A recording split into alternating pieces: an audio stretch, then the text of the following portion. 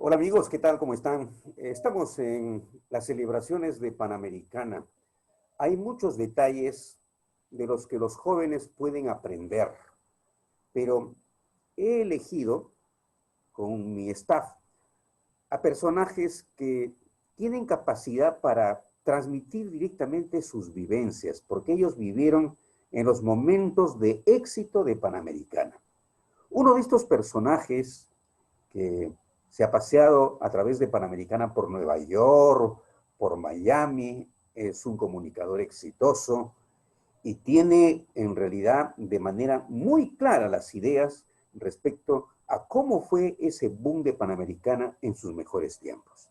Se llama, y no tiene necesidad de carta de presentación porque todos ustedes lo van a recordar, Julio Rey. Aquí le damos la bienvenida y sin más preámbulos vamos directamente a nuestro saludo afectuoso para nuestro compañero de labores que formó parte del gran equipo del Servicio de Noticias y del Centro de Noticias.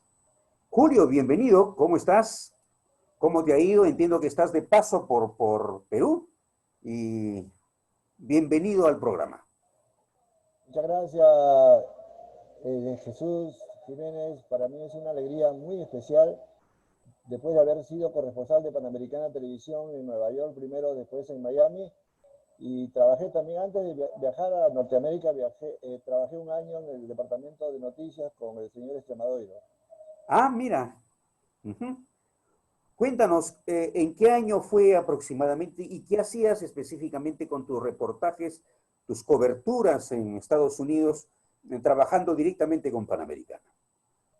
Bueno, fue por allá, por el año 84, que yo comencé a trabajar en Telemundo como director de televisión después de haber terminado mis estudios de posgrado en la Universidad de Michigan. Me Ajá. contrató la cadena Telemundo como director de televisión y dicho sea de paso fui el único director de escuela. Todos los directores de televisión se habían iniciado pues, desde muchos años hasta llegar a ser director de televisión. Y en una oportunidad conversé con Ligia López de Castilla, que fue mi jefa en el noticiero del Panamericano en Perú, y ella fue la que me recomendó, me dijo, tú podrías ser nuestro corresponsal en Nueva York. Y yo dije, de mucho gusto, y así que ahí comencé a trabajar con Panamericana y también con Radio Programa de Perú. Ligia era muy ejecutiva como lo es ahora. Sabes que es decana nacional del Colegio de Periodistas. O sea, Sí, sí, sí, en ese claro. tiempo ya se desempeñaba y se perfilaba como lo que es una excelente periodista. Julio, ¿qué coberturas? ¿Tú alcanzaste el atentado contra el expresidente Ronald Reagan? ¿Estuviste seguramente estudiando o cubriendo? ¿Tienes alguna anécdota de ese tiempo? No, en ese tiempo no, de la política norteamericana no estaba muy enterado porque realmente yo trabajaba más como director de televisión y aparte tenía mi programa para los peruanos Contigo Perú en Telemundo y entonces Ajá. verdaderamente estuve más ocupado en lo de mi trabajo de Telemundo y en mi programa de televisión en Telemundo Contigo Perú. Cuando tú estuviste aquí en Perú, seguramente has sido testigo del cambio de la televisión en blanco y negro a la televisión a color. Yo me acuerdo que ya los militares traían los televisores por la frontera y había televisión a color porque el satélite ya estaba habilitado para eso. Pero fue un tremendo cambio para Panamericana. Antes, si retrocedemos el cassette, vemos que las transmisiones se hacían en vivo y en directo. Yo, sinceramente, Julio, no concibo cómo se podía hacer comerciales y telenovelas en vivo y en directo porque no había grabadoras. ¿Cómo era ese movimiento de producción, la coordinación de los chicos en el set de televisión, en los estudios? Eso debe ser sumamente emocionante, pero al mismo tiempo generador de adrenalina. ¿Cómo lo viste? Bueno, verdaderamente fue una experiencia maravillosa. A propósito, yo me acuerdo del noticiero, el noticiero del Panamericano, donde yo después de haber comenzado como reportero, fui ascendido ya a trabajar directamente con la directora, con Ligia López de Castilla, como editor. Uh -huh. Entonces, y más de las veces me tocaba a mí con un empleado que no me acuerdo el nombre, pero le decían Polito, que él se encargaba de llevar, de llevar todas las, todo el noticiero, prácticamente las hojas, para que los locutores lo lean.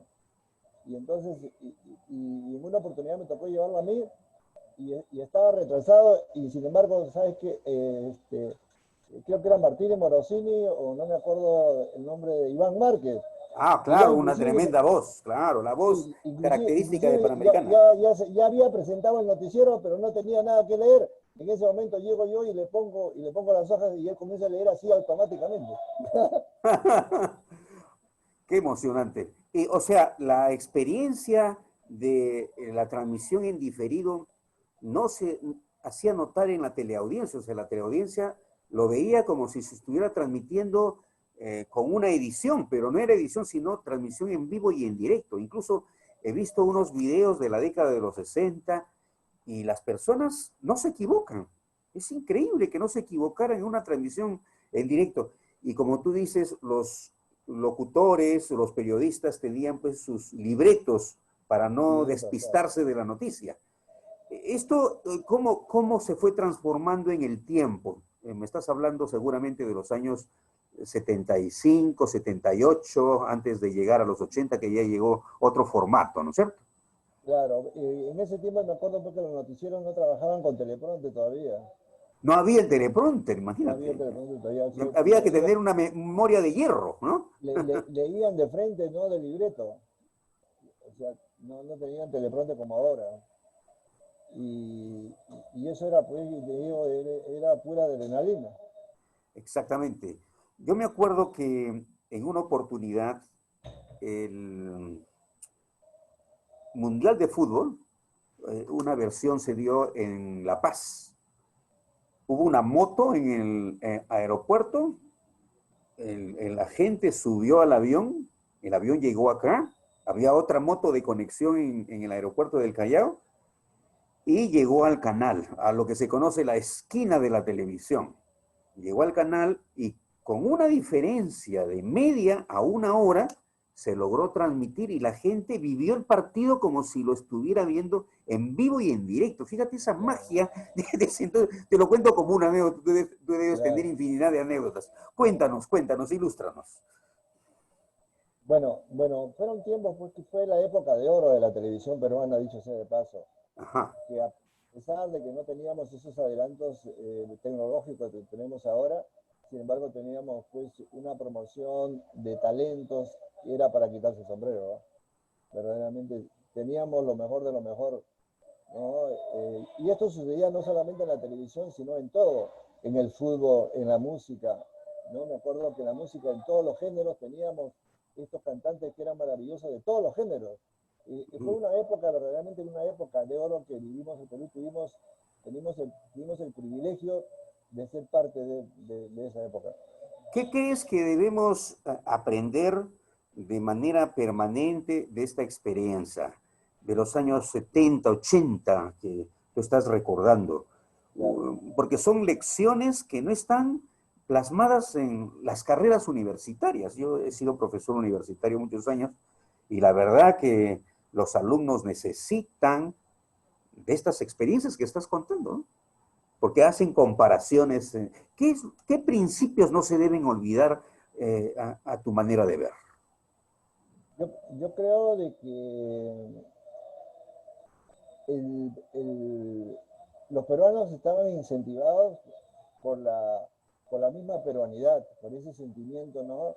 Ese sentimiento de querer hacer quedar bien al Perú, de progresar por el Perú, estaba más unido que nunca. Fue una época de mucha unión entre los peruanos. Y yo saco mi cuenta ahora que estamos en la fiebre del fútbol, por ejemplo, a esa selección del 70. ¿Por qué se produjo esa selección del 70? Porque era un resultado, era una cosecha lógica de todo lo que se había sembrado, ¿no? Claro. Es decir, llegamos a tener un plantel maravilloso. Y una vez como corresponsal de Panamericano le entrevisté a Calatayud en Patterson, New Jersey. Ajá. Y Calatayud me decía, hermano, yo tuve mala suerte porque me hubiese, gustado, me hubiese gustado ser futbolista profesional ahora y no en esa época, porque en esa época yo estaba en mi mejor forma y tenía que disputar el titularato con JJ Mullante, con Julio Bailón. Y así me Mira, dice, y en cada puesto había 3, 4 monstruos. Y era cierto, ajá. eso era nuestro fútbol peruano. Y ya que estás hablando de personajes, tú te has codeado con personajes de Panamericana, has jugado fulbito, fútbol. Era una familia muy integrada. Cuéntanos de esos talentos que no solamente exhibían lo mejor como personas a través de la televisión, sino también como compañeros de oficina, de trabajo. Me parece que tenían una personalidad muy chispeante y digna de imitar. Mira, a propósito, el eslogan de Panamericana era muy elocuente. Decía, la gran cadena peruana, O ¿no? la gran familia peruana, ¿no? La gran familia peruana. ¿También sabes por qué le digo? Sí, Con sí. esto con esto de familia, porque yo tuve la suerte de ingresar a Panamericana por el fútbol. Yo jugaba por los juveniles de la U y estaba jugando yo fulbito en una canchita creo que fue del Lince, y la gente panamericana le tocaba jugar el siguiente partido y alguien por ahí me dijo que yo podía jugar por Panamericana. Yo le Ajá, dije que sí. Entonces fue por ello y me pusieron trabajo, me dijeron, pero para que juegues en el campeonato interno, pero tienes que trabajar en Panamericana y me pusieron de extra. Me pusieron de extra, entonces yo jugaba por el equipo ahí de Panamericana. Y entonces, y Panamericana hasta ese momento era el Benjamín de todos los medios de comunicación y sí. siempre perdía. Y sin Ah, embargo, caramba. en esa época donde me tocó jugar, Panamericana disputó el campeonato con el equipo de la compañía de teléfonos, que tenía un equipo extraordinario y casi siempre campeonaba. Entonces, y Claro. hablando de familia, fueron todos los artistas más conocidos de Panamericana a hacernos barra. Y Panamericana campeonó con un gol de penal que tuve la suerte de anotarlo. Bueno, y en el tema de los programas noticiosos, que es tu campo, es tu fuerte, ¿qué recuerdas del Panamericano? Porque era una institución. A mí me llena de mucho gusto volver a leer la historia, que le quiten el canal al broadcaster, en este caso a Genaro, después del golpe. Había hecho unas producciones de Simplemente María, el profesor al lado, y tenía ya una estructura noticiosa muy importante. Cuando vuelve a la democracia en el año 1980, Belaúnde le devuelve el canal. Entonces, continúa lo que había quedado trunco. Seguramente tú has vivido esa transición. Cuéntanos cómo fue ese enriquecimiento de los programas, especialmente cuando el Panamericano se remozó, 24 horas se reforzó, apareció Buenos Días Perú, de lo que yo recuerdo, y también Pulso, que tenía pues una presencia importante junto con Panorama, que prácticamente es la chiquitina de todo este elenco de producciones, ¿no? Para ¿Cómo fue contarte, tu experiencia? mira, justamente yo dejé el Perú en la época de Velasco. Yo ya cansado de cómo el gobierno revolucionario de la Fuerza Armada estaba dañando el Perú, así que yo no tuve otra manera de poder irme a Estados Unidos.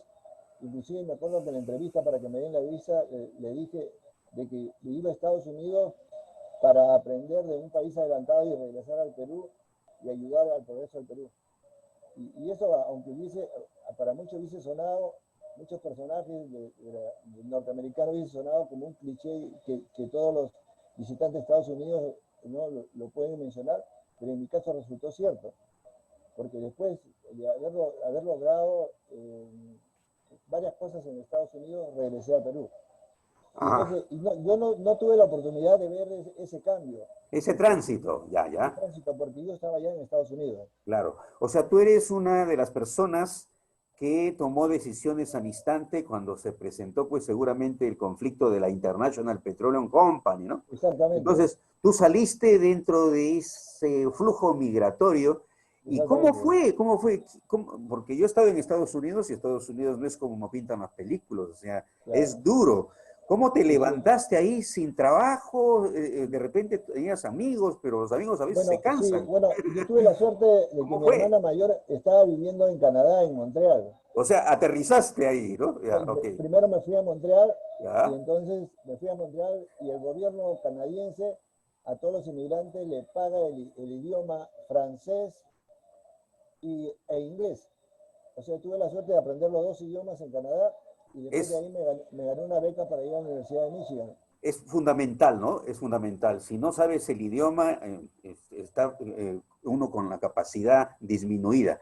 Y qué bueno, la Universidad de Michigan y beca. ¿Cómo calificaste para la beca? Bueno, lo Es habré el hecho, trayecto de un periodista que sale por una emergencia del Perú y aterriza en Estados Unidos sin empleo, sin oportunidades y se gana una beca. ¿Cómo lo lograste? bueno, yo me acuerdo que la mayoría de preguntas era relacionado que yo, porque mi entrevista la hice yo en Canadá, en Montreal, era porque yo era un ciudadano peruano, era pues tercermundista, era de un país en vía de desarrollo, y entonces ¿Ya? yo creo que eso me favoreció mucho porque le conté mi experiencia de cómo habíamos trabajado y le conté lo que estaba sucediendo en el Perú con el gobierno de la Fuerza Armada del general Velasco. ¿Cuántos años estuviste estudiando periodismo en Michigan? No, en Michigan hice un máster Ah, es de una dos años, maestría. Ya. una maestría, sí, prácticamente 2 años y medio, casi 3 años. Ah, qué bueno, qué bueno, qué bueno. Y luego tomaste la dirección de Telemundo. ¿Cómo fue esa experiencia? ¿Qué coberturas importantes recuerdas?